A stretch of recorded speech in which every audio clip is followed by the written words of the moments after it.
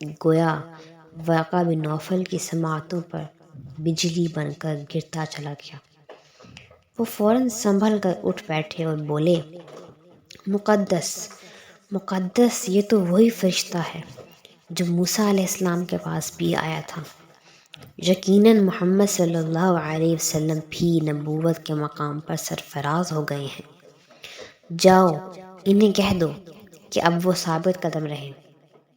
السلام علیکم ورحمۃ اللہ وبرکاتہ۔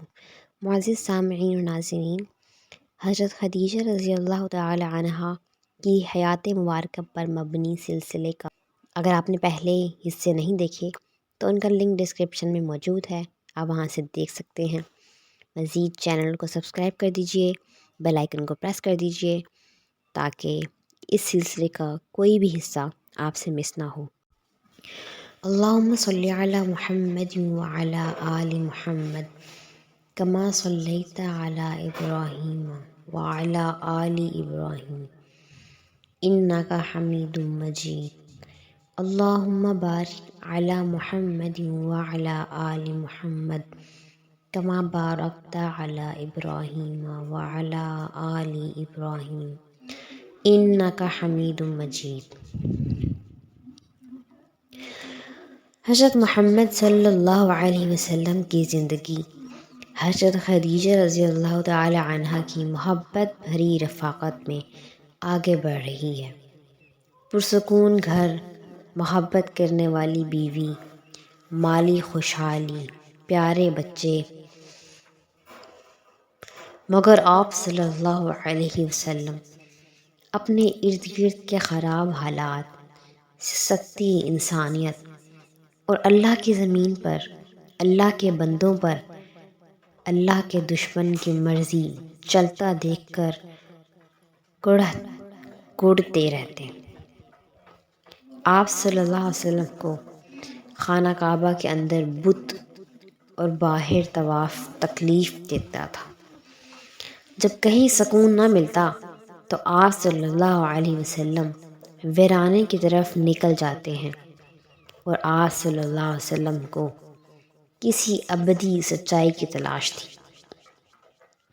انہی دنوں آپ صلی اللہ علیہ وسلم کو سچے خواب بھی دکھائی دینے لگے تھے، اور ایسے ہر موقع پر آپ حضرت خدیجہ رضی اللہ تعالی عنہا سے دل کی بات کیا کرتے تھے۔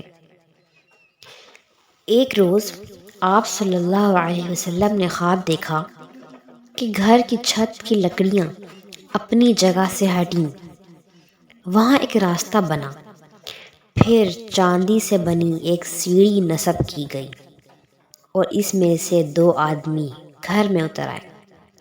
وہ آپ صلی اللہ علیہ وسلم کے دونوں اطراف بیٹھ گئے۔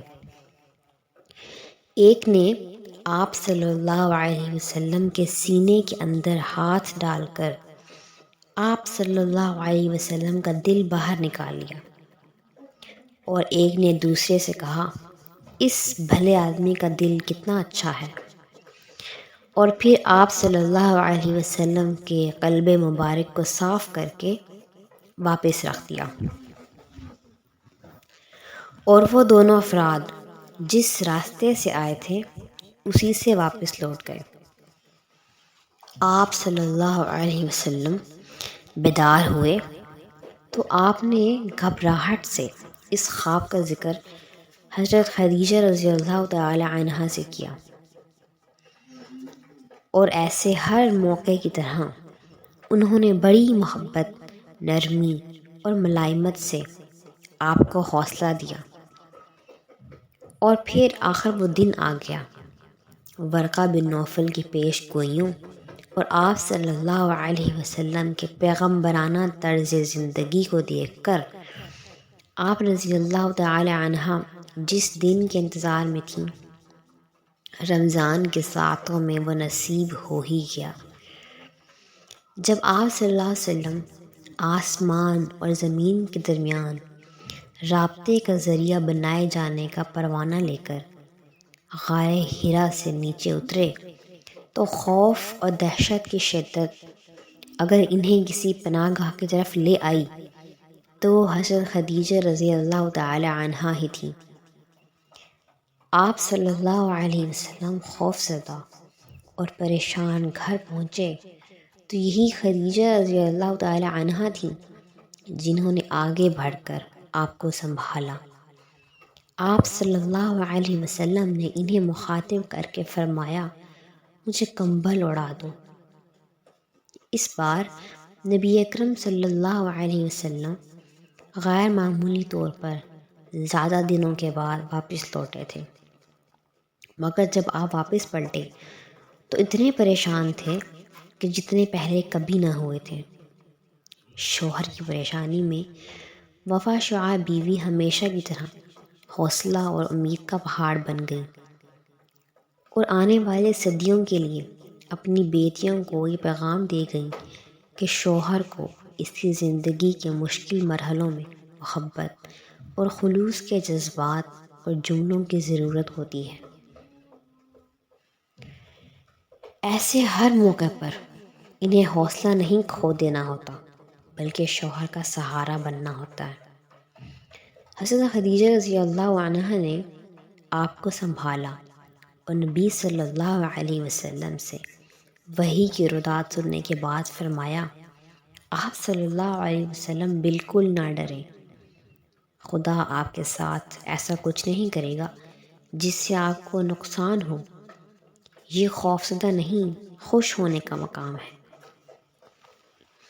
آپ رضی اللہ تعالی عنہ نے اور بھی بہت کچھ فرمایا، مثلاً یہ کتنی خوبصورت بات ہے کہ آپ نے فرمایا، اے محمد صلی اللہ علیہ وسلم، آپ کو خوشخبری ہو، مستقل مزاج اور ثابت قدم رہیے۔ اس ذات کی قسم جس کے قبضہ قدرت میں میری جان ہے، مجھے یقین ہے کہ آپ صلی اللہ علیہ وسلم ہی اس قوم کے نبی ہیں۔ آپ صلی اللہ علیہ وسلم کا حوصلہ بندھانے کے بعد آپ رضی اللہ عنہا فوراً معاملے کو سمجھنے کے لیے اپنے استاد ورقہ بن نوفل کی طرف دوڑ پڑی۔ انہیں سارا واقعہ کہہ سنایا۔ ہر لفظ گویا ورقہ بن نوفل کی سماعتوں پر بجلی بن کر گرتا چلا گیا۔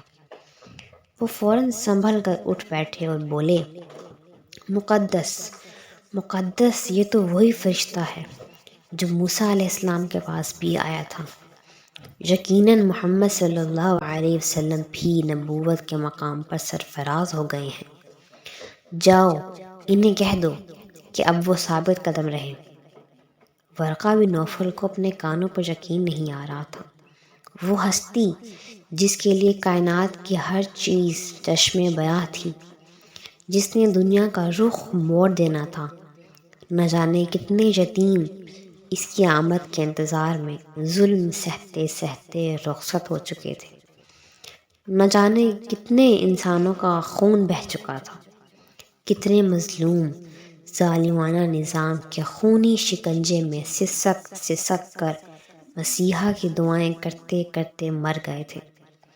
خود ورقہ بن نوفل جیسے کتنے لوگ صدیوں سے اس ہستی کی نشانیاں الہامی کتابوں سے پڑھ کر سناتے اور جنگلوں ویرانوں کی خاک چھانتے اسے تلاش کرتے ہوئے گزر گئے تھے، اور اب وہ اتنے قریب سے نمودار ہو رہا تھا کہ ان کو اپنی قسمت پر رشک آنے لگا۔ ورقہ بن نوفل نے حضرت خدیجہ رضی اللہ عنہا سے درخواست کی کہ مجھ بوڑھے کو اس ہستی کی قدم بوسی کے لیے ساتھ لے چلو، میں بھی اس سے آنکھیں ٹھنڈی کروں، اس کی پیشانی پر بوسہ دے کر اپنے ہونٹوں کو سیراب کروں۔ اور پھر وہ حضرت خدیجہ رضی اللہ تعالی عنہا کی رہنمائی میں آپ صلی اللہ علیہ وسلم تک پہنچے اور بولے، کاش میں آج جوان ہوتا اور اس دن کو دیکھنے کے لیے زندہ رہتا جب آپ صلی اللہ علیہ وسلم کی قوم آپ کو نکال دے گی اور میں اس دن آپ کی مدد کرتا۔ اس آواز اور الفاظ میں حسرت، خواہش اور پیشن گوئی کے سارے رنگ تھے۔ انہیں سن کر نبی کریم صلی اللہ علیہ وسلم حیرت سے بولے، کیا میری قوم مجھے باہر نکال دے گی؟ ورقہ بن نوفل نے افسردگی سے جواب دیا، ہاں، وہ آپ صلی اللہ علیہ وسلم کو باہر نکال دیں گے، کیونکہ آج تک کوئی ایسا نہیں جو اس سچائی کے ساتھ آیا ہو جو آپ صلی اللہ علیہ وسلم کے پاس ہے، اور اسے اس کے وطن سے بے دخل نہ کیا گیا ہو۔ اس حصے میں اتنا ہی۔ اس سلسلے کے اگلے حصے کو دیکھنے کے لیے چینل کو سبسکرائب کر لیجئے اور بیل آئیکن کو بھی پریس کر دیجئے تاکہ اس سلسلے کا ہر حصہ آپ تک بر وقت پہنچ سکے۔